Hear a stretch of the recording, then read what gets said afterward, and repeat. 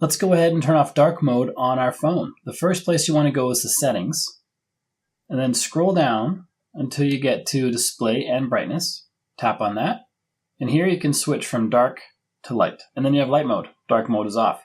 However, it might come back on. If you have this set to automatic, it's going to, in my case, go back to light mode at sunset, or it's light mode until sunset. This was dark. It says here dark until sunrise. And you might even have a custom schedule set in here for your dark modes and light modes. You can turn that automatic adjustment off by just turning off the automatic, and now it's going to stay on light mode. However, your apps might still be dark. This means you have a customization set up. So I'm going to tap and hold in any clear area, empty area on the home screen, and then tap on edit, and then customize. And then I'm going to switch from dark to default.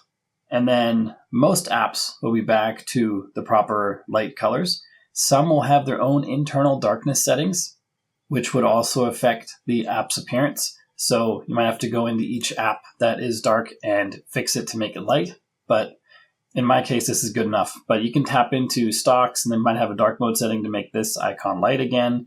Same with measure, same with compass. You have to explore those apps to find that. And since you're in the process of customizing your phone, you might also want to create a custom ringtone out of your favorite song. This video shows you how to do that for free and without a computer. So check out that video. If you got value from the video you just watched, like and subscribe to let me know, and I'll see you on that one.